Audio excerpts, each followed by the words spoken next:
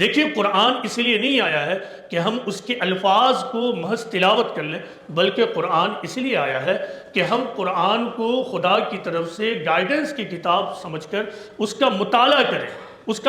کریں، پڑھیں۔ جب کہا جاتا پڑھنا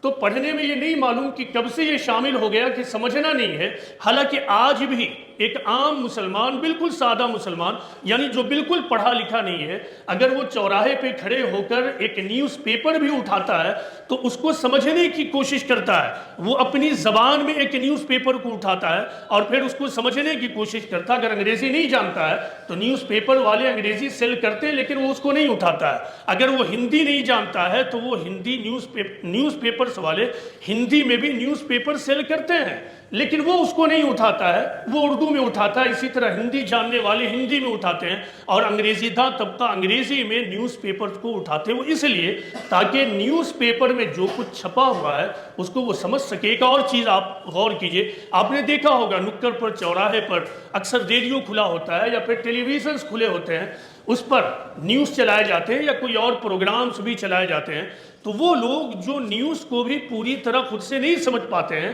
وہاں پہ ایک دو آدمی ضرور ایسا ہوتا ہے جو چیزوں کو اور مزید نریٹ کرتا ہے، چیزوں کو مزید ایکسپلین کرتا ہے۔ وہ ایسے لوگوں کو پکڑتا ہے کہ اچھا اس نیوز میں جو یہ بات کہی گئی ہے اس کا کیا مطلب ہے، اب وہ مطلب میں بھی گھستا ہے۔ پہلے تو اس لائن کو وہ پوچھتا ہے کہ یہ کیا لائن کہی گئی، مجھے نہیں سمجھ میں آیا، تو بتانے والا بتاتا ہے کہ یہ لائن ہے، پھر وہ پوچھتا ہے کہ اس کا مطلب کیا، یعنی اب مزید وہ ان ڈیپتھ جانے کی کوشش کرتا ہے کہ اب یہ نیوز میں یہ بات کیا کہی گئی ہے، میرے پلے تو نہیں پڑ رہی۔ لیکن حیرت انگیز بات ہے کہ وہ لوگ جو اپنے آپ کو مسلمان کہتے ہیں، وہ لوگ جو اپنے آپ کو قرآن کا ماننے والا کہتے ہیں، وہ لوگ جو یہ مانتے ہیں کہ اس پوری کائنات اور برہمان کا ایک خالق اور مالک ہے، یعنی ایک کریٹر ہے اور وہی اس کا ماسٹر ہے، جو لوگ اس بات پر یقین کرتے ہیں کہ موت کے بعد اسی خالق اور مالک کے سامنے مجھے جواب دہ ہونا ہے، ان کو یہ بھی معلوم ہے کہ اس خالق اور مالک اور میرے رب نے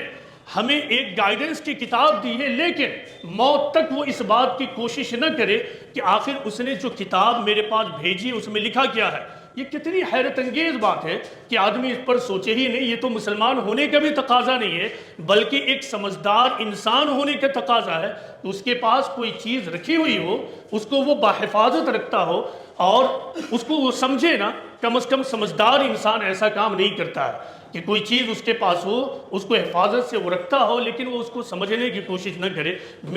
میرے علم میں اب تک اتنی عمر میں کوئی ایک شخص بھی ایسا نہیں ملا ہے جو یہ کرتا ہو کہ اس کے پاس کوئی بھی ڈاکیومنٹ ایسا رکھا ہو، لیٹر ایسا رکھا ہو جس کو وہ باحفاظت اپنے گھر پر اوپر رکھتا ہو، اس کی طرف پیٹھ نہ کرتا ہو، اس کی طرف پیر نہ کرتا ہو، وہ گر جائے ہلکا سا اس میں ٹچ بھی ہو جائے رف انداز میں تو اس کو چومتا ہو، اس کو بوسہ لیتا ہو، لیکن اس کے باوجود اس کو سمجھنے کی کوشش نہ کرے۔ یہ بہت بڑی آئرنی ہے، لیکن یہ سمجھ لیجئے کہ اس طرح زندگی گزار کر خدا کے پاس پہنچ کر اللہ تعالیٰ کے سامنے بری ہونے کا مسئلہ قرآن و حدیث سے تو نہیں سمجھ میں آتی ہے۔ اگر یہ بات کسی کے وہم و گمان میں ہے کہ اسی طرح ہم زندگی گزار کر چلے جائیں اور آخرت میں ہم پہنچ جائیں اور پھر ہمارا بیڑا پار ہو جائے گا، تو قرآن و حدیث میں تو ایسی کوئی ایک آیت اور حدیث نہیں ملتی۔ اگر کسی کو ملتی ہے تو مجھے بھی بتائے کہ کون ایسی آیت ہے جو مسلمانوں کی اس طرح کے اعمال کے باوجود مسلمانوں کو نجات کی ٹکٹ دیتی ہو۔ قرآن کی کوئی ایسی آیت موجود نہیں، یا رسول اللہ کا کون ایسا قول،